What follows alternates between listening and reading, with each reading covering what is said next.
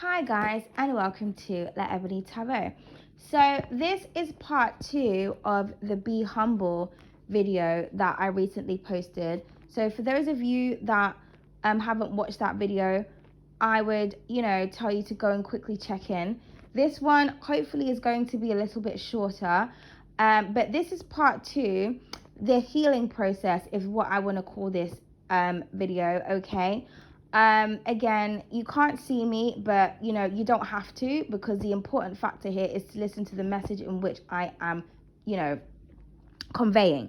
Okay, so I'm going to give you guys an analogy about the healing process, right? Which again is an extension of the Be Humble video, okay? This analogy I have come up with is an analogy where every person will be able to understand, and therefore limited offense is caused. Now, I genuinely don't care about offending people, because I just feel like people are offended by everything and anything these days, and it's just really exhausting to have to keep trying to filter what you have to say in order to not hurt somebody's feelings. It's absolutely ridiculous, and it's exhausting. So I've tried to come up with an analogy that hopefully will, like I said, everybody can understand with open ears. For those who are more sensitive, or was sensitive to the part 1 video. I don't even think I said anything offensive, but I just know somebody's going to be offended by something. Do you know what I mean? Okay, so now let's get into it. The healing process. Say you and another person, let's just say there's you and your friend, right? And you both haven't had an accident. You both have the exact same wound on your arm, okay? You have a deep wound, a deep cut. It's really, really painful. It needs stitches. Now, you have got a care package, okay, which the doctor has given you and has told you this is what you need to do step by step in order to heal the wound on your arm. So both you and your friend has got this, okay? Now,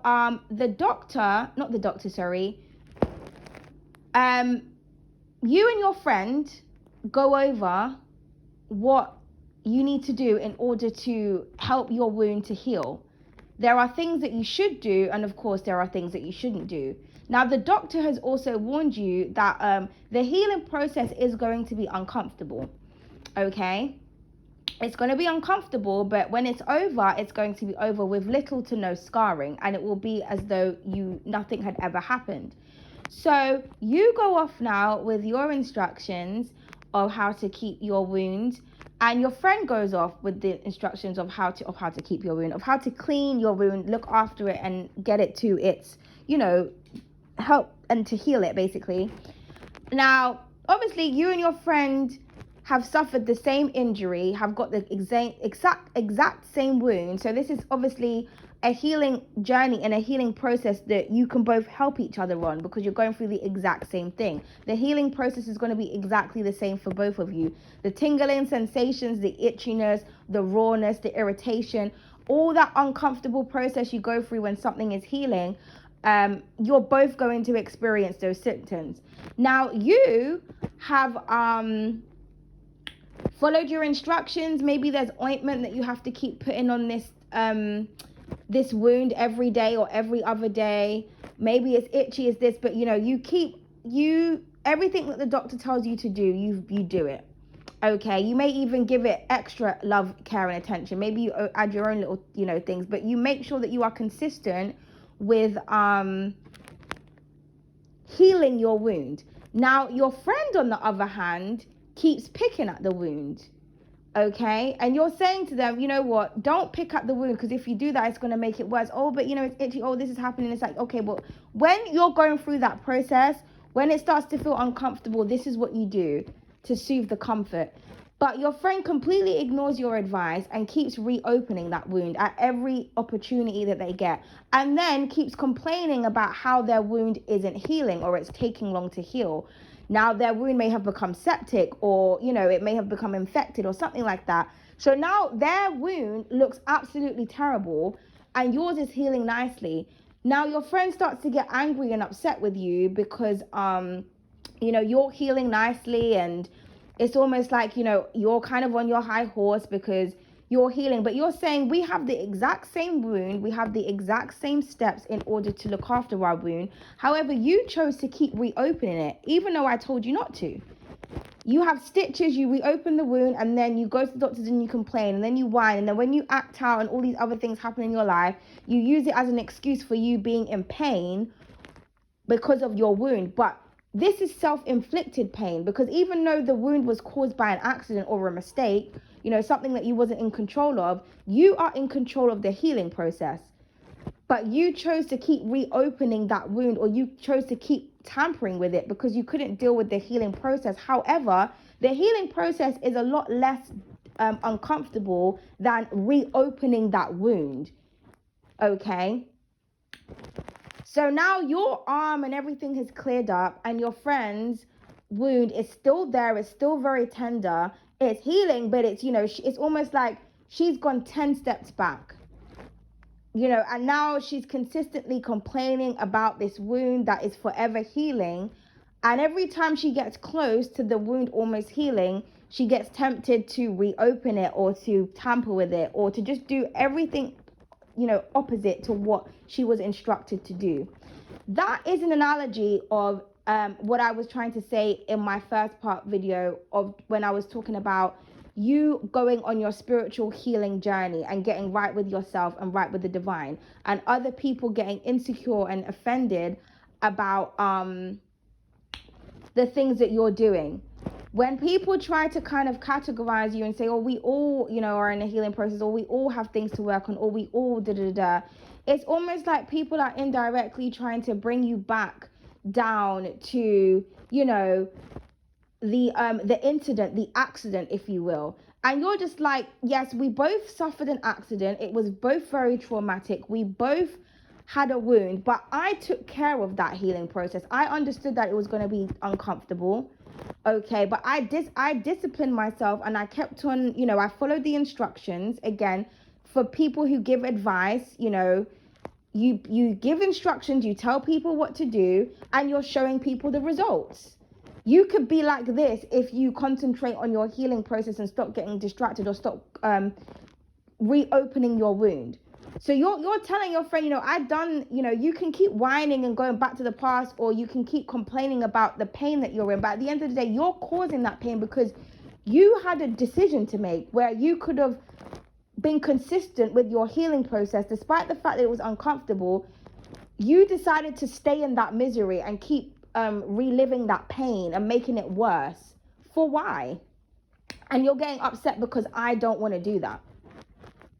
Now, I've got no scar. I might have like a little line where something happened, but you've got all these terrible marks and all these bumps and all these other things all over your arm that there's a consistent reminder of your pain, but you chose that.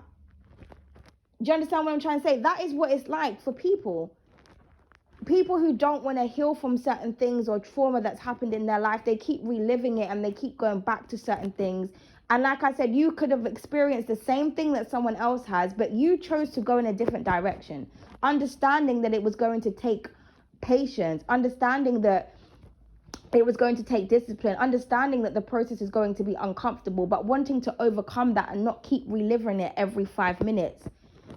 Because that's what people do. Let me reopen the wound and then cry in pain and complain and moan. And then people will feel sorry for me because, of course, they're going to look at your arm and think, oh, my goodness, what happened? Not realizing that the wound looks this bad and this deep because, I keep doing this to myself.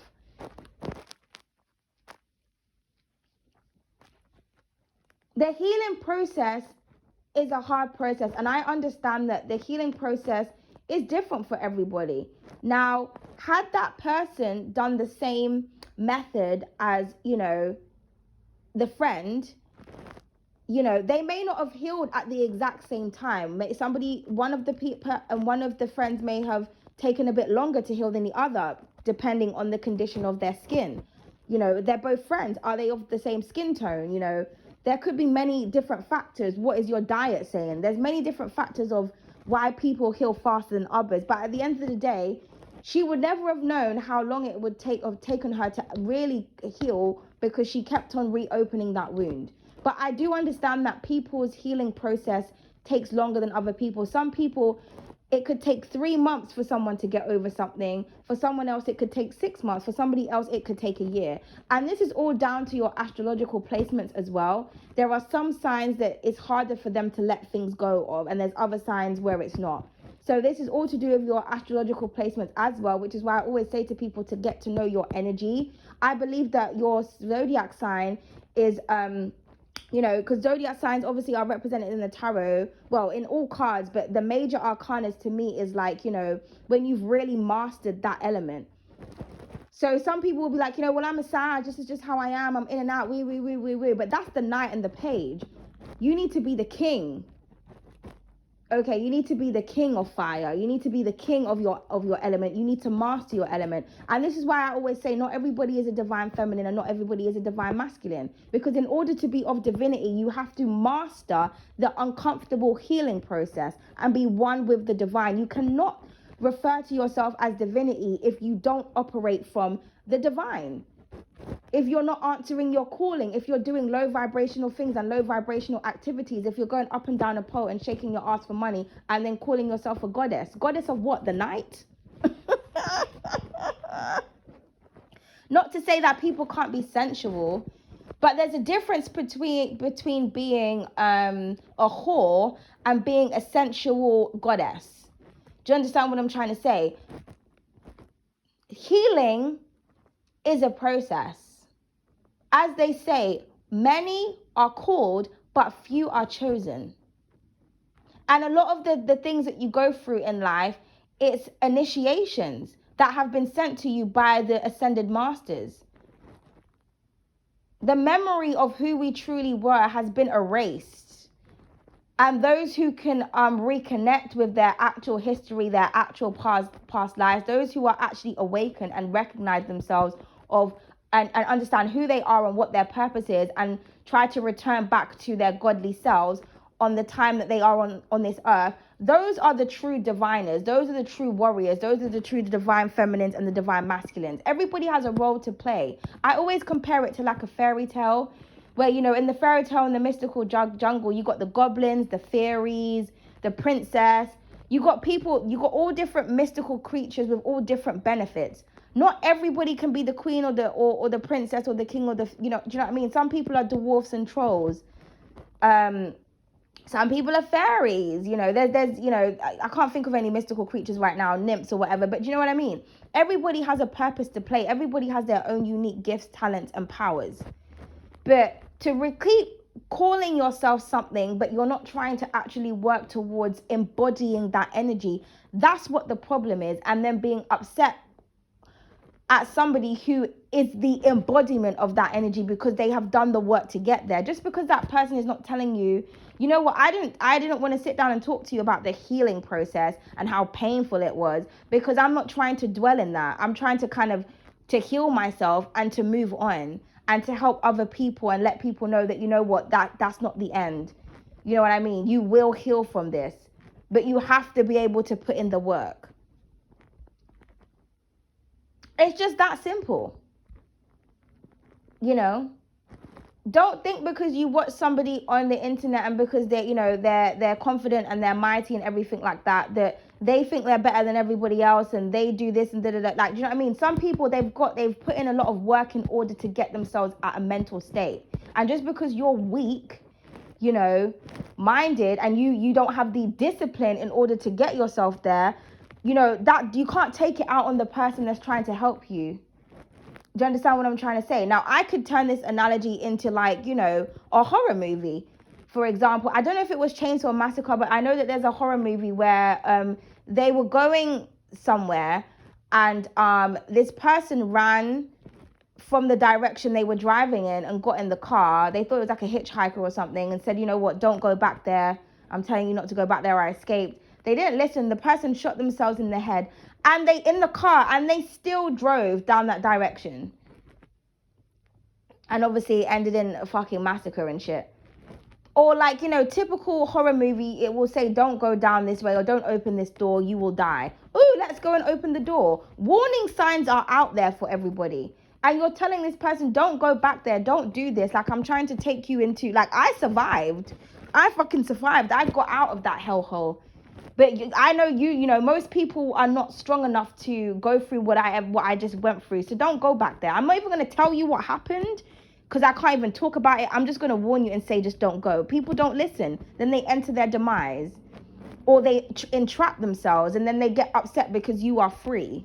Like, well, I told you not to go down there, or, you know, when you were in that situation, I told you what you could do to get out, and you didn't listen. Do you understand what I'm trying to say? So, yeah, that was just part 2, because I kind of just wanted to go, you know, just talk about it from a different, use a different kind of analogy to kind of reinstate my point. But the healing process is not for the weak.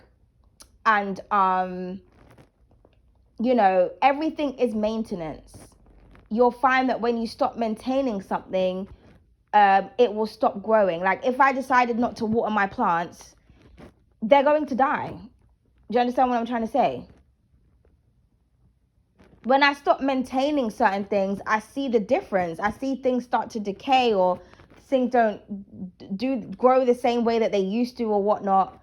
Do you understand what I'm trying to say? And sometimes you may want to take a break, or you may just want to have a meltdown or whatever, but then you get back up and you keep going. Again, another analogy. You can walk and keep tripping, but you keep getting up. Now, some people, they'll trip and just lay there and just stay there.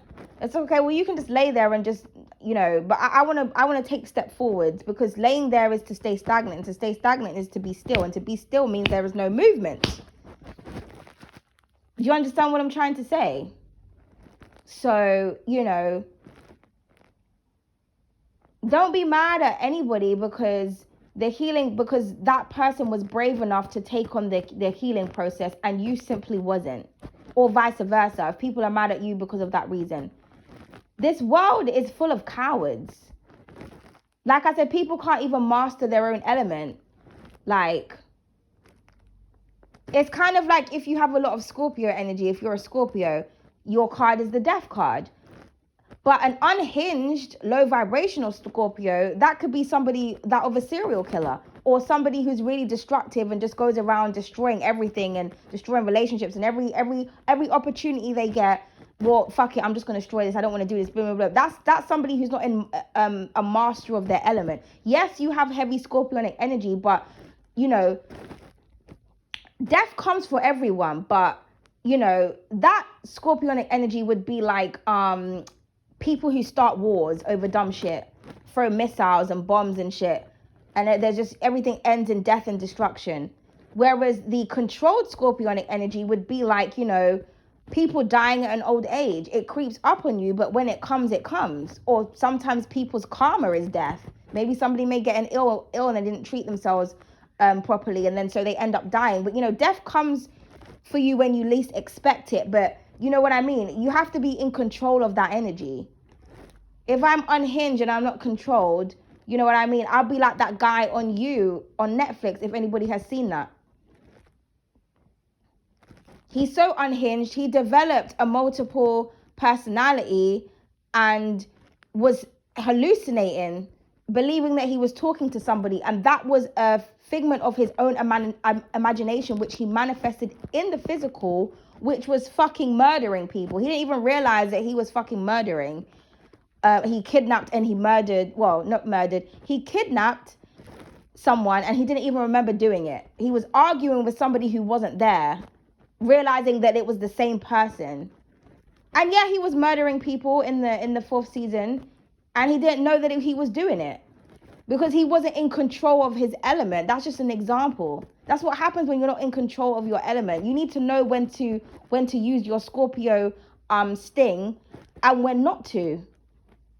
Same person if they're a fire sign. Some people can be really fiery and tend to pop off and everything. Use that passion and that fire when it's necessary, when it's time to argue, when it's time to go to war for something, when it's time to fight for justice.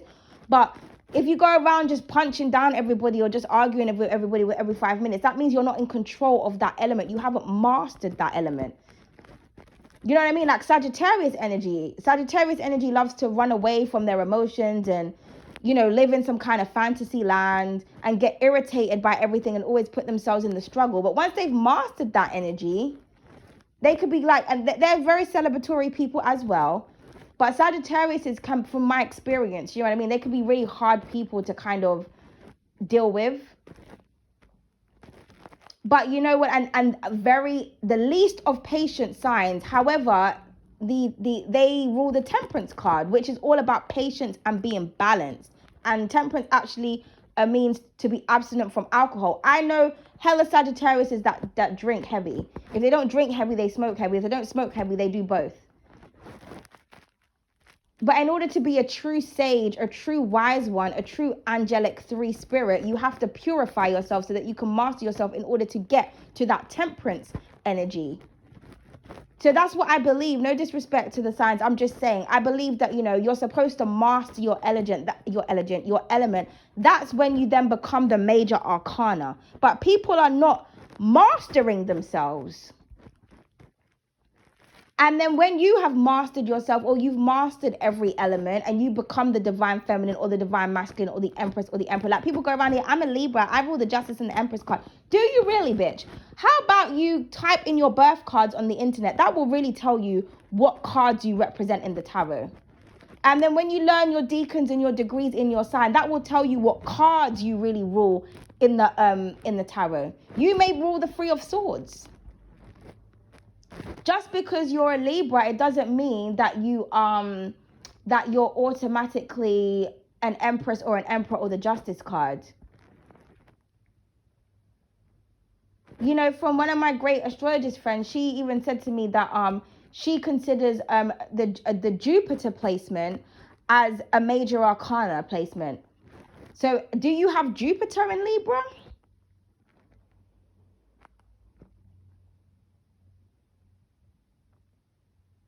Or your rising, or if you have it in your Venus. Do you know what I mean? Or do you have several Libra placements? Is it scattered all over your chart? So then you can really say, you know what, anyway I look at it, I'm the ultimate Libra because I got Libra everywhere. I'm just using that as an example. You do harbor that energy and you are represented by that energy, of course, but can you really say you're an actual empress in real life? Because people, when they think of the empress, it's either they think of a mother, somebody who's like pregnant, or a mother, but not every empress is because the empress rules creation. It doesn't always necessarily mean a child. You could just be extremely talented and creative when it comes to your hands or your minds or your gifts. That could be a representation of your child. But it could be a mother, an empress, somebody who's really beautiful. But the empress is really someone who has mastered all the elements, mastered all the queens in one in order to get to that stage. Can you really say that you are a true empress, or are you just holding on to that narrative because you're a Libra and you like the fact that, and you're pretty, you're a Libra, okay, yeah, I'm the empress card, I'm the justice. Are you really though? Because a lot of Libras are actually quite bitter, arse, jealous bitches. And I can say that because I'm a Libra. I've got several Libra placements, and Libras rule open enemies. And a lot of the jealousy that I actually get is from other Libras. Like, do you know what I mean? I see other Libras that are on my channel giving support to other readers, but they don't really say nothing on my channel. But I know that they're subscribed to me. Do you know what I mean? It's a jealousy thing. Because that's what you are. You're people of the same sign as you or of the same color as you like to see you as competition. Because, people like to adopt that, oh, I'm a divine feminine. But it's like, no, you're actually watching a real, true divine feminine. And it's probably making you reevaluate your own life. Because divine feminines are loving individuals. They support one another. They don't sit down and hate. They've overcome all of that energy. They've mastered oneself. They are full of unconditional love. Can you really say you're full of unconditional love? Because even when it comes to the Libra readings, the most viewed Libra reading I've had on this channel was the reading that was full with the most jealousy and the most hate. That was confirmation for me that it was Libras that are the ones that are the jealous and the hating ones. Not to say that we're not hated on, because we are, but I'm just saying. Do you know how many beautiful readings I've done for Libras that they don't watch?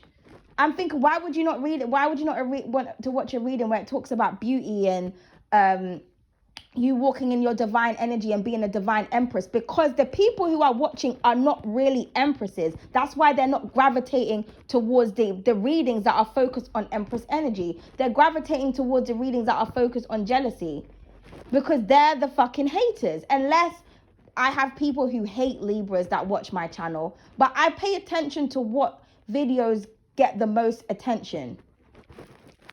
People like to pretend that they are of this and they are of that, but they're not. And then when people do want to comment, it's like they want to compete. Oh yeah, well, I'm a Libra too, and I'm creative too, and I'm this too, and da da da da. Okay, well, it's not a competition, bitch. Like, did you like the video or not? Like, it's just that simple.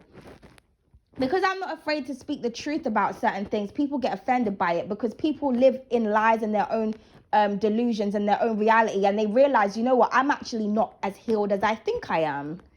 Wow. And like I was saying in the other video, like you have to demonstrate your hardships or your fucking like break why you're not feeling too great, in order for your audience to sympathize with you, in order to get support. I think that's absolutely disgusting that you have to do that. Or like when you do come on and you're a bit upset or you're a bit sad about something, people automatically think it's got to do with a relationship or it's got to do with man, because that's all they think about. No, bitch, I've come on the video today and I'm sad because my mum's cat's leg had to get taken off. But you wouldn't understand that because you're not in tune with nature. So you don't give a fuck about animals. You give a fuck about a karmic man who doesn't give a fuck about you and has run through you 10 times because your batty's big and it jiggles. But where did it get you? On a reading every week, wondering whether or not this person's going to come back. And the answer is no, unless they're coming back to fuck. Like, do you understand what I'm trying to say? When you give the truth like that raw to people, they want to get upset about it. What do you want me to say to you? I just read the cards, darling. But like I said, when I'm giving juicy readings and readings that are actually full of positive energy, those are not the readings that people really want to hear about. They don't want to hear positivity in their life. But you know why? Because they're not really doing the work to get there, or it's not resonating. It's not resonating for you because you're full of spite and evil, bitter ass, tainted ass, low vibrational ass energy. And a lot of the readers out here are also filled with low vibrational ass energy. And that's why they have such low vibrational ass readings. Like, it's that simple. So yeah, don't be getting mad at the messenger or at the healer, because to me, in order to be a healed person, you have to, no, in order to be a healer, you have to be somebody who has healed. Not to say that there's not other things in your life that you're not going to have to heal from. Because, you know, it's a journey, it's a process. You're still healing, but you have to have mastered certain points of your life in order to be able to teach it to other people. In my opinion. If you can't get control over your own life, why am I taking advice from you? That doesn't make any sense. As they say, never take constructive criticism from those who haven't constructed anything. You haven't built anything. You haven't done anything by yourself. You haven't been independent in any type of way. Yet I'm supposed to take your opinion into consideration. Honestly. Let me not even get too deep into it because, you know what I mean, now I'm really going to be hurting some feelings. But I just had to do a part 2. You know what I mean? Healing is a process. And like I said, I understand that everybody has different stages of healing. And everybody has gone through different traumatic events. And it has affected loads of people in different ways. But we're not supposed to be bonding over trauma. We're supposed to be healing from trauma. And you can't expect to heal from trauma from somebody who is still traumatized. And that's all I have to say. Because you see, the difference between me and other people is they drop bombs. I drop gems. When you drop a bomb, what is left is destruction. When you drop a gem, I'm leaving you something to find. As they say, diamond in the rough. I'm dropping beauty. I'm dropping tips. Nature's beauty. Gems. Crystals that come from the earth. other people, they'll drop bombs and you're just left in disarray and confusion or in the same cycle. Because you're not really being instructed and told, okay, how do I heal from this situation? I keep hearing this reading, or I keep hearing this going on and on. Okay, cool. How do I stop getting readings like this? Or how do I stop this from manifesting? No, we're all going to sit there in the comments, or we're going to sit here online and just, trauma bond and start crying about this, that, and the other, and talk about how I've been with someone, they've been mistreating me for 17 years. You allowed yourself to be mistreated for 17 years? Because as they say, what you allow is what will continue. Everything is about bravery at the end of the day. Everything is about bravery. And I always, talk about independence is key. It's like when I see people who, like I used to work with this Indian girl, right? And she was telling me about, her culture and how they always do arranged marriages. And she got into this arranged marriage with this guy and he was really abusive to her and she ran away.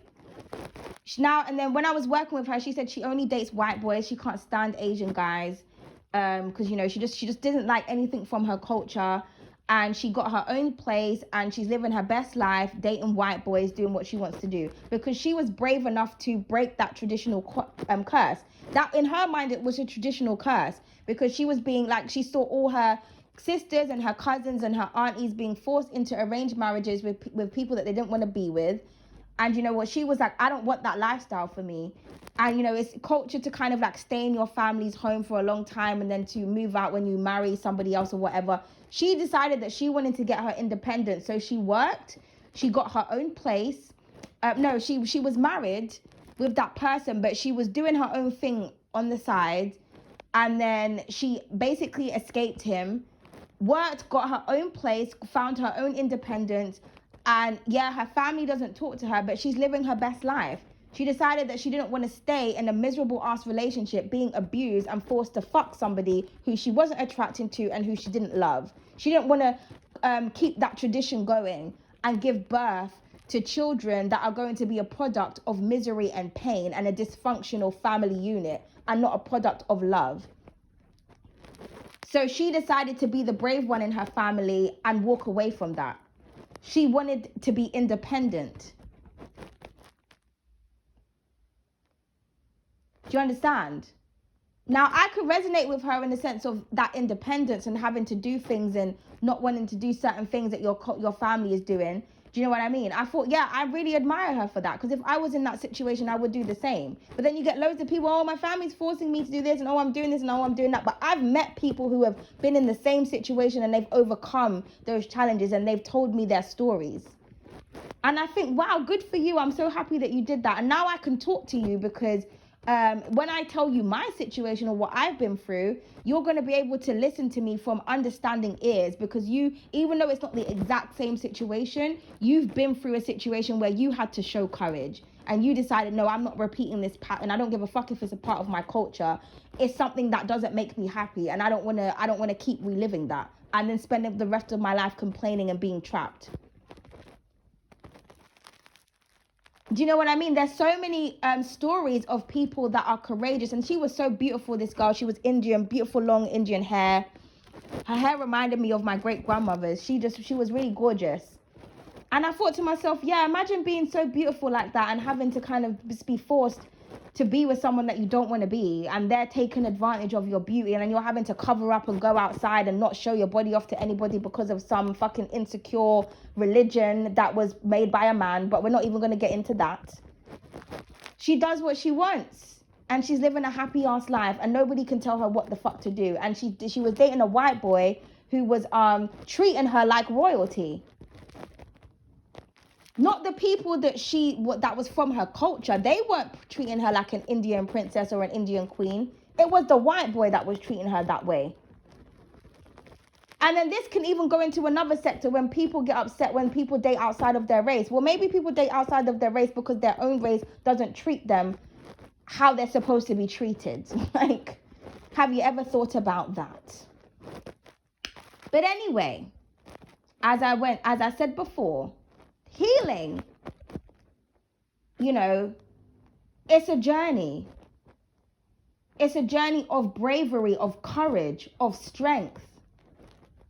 of wisdom, of authenticity, of rebelliousness, of living your truth,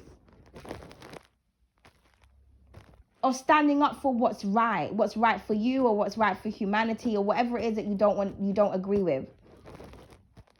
That's why there are very few leaders and so many followers. But it doesn't help when the followers are the ones that are attacking the leader, and the leader is just trying to take you to the place of paradise that everybody's trying to get to at the end of the day.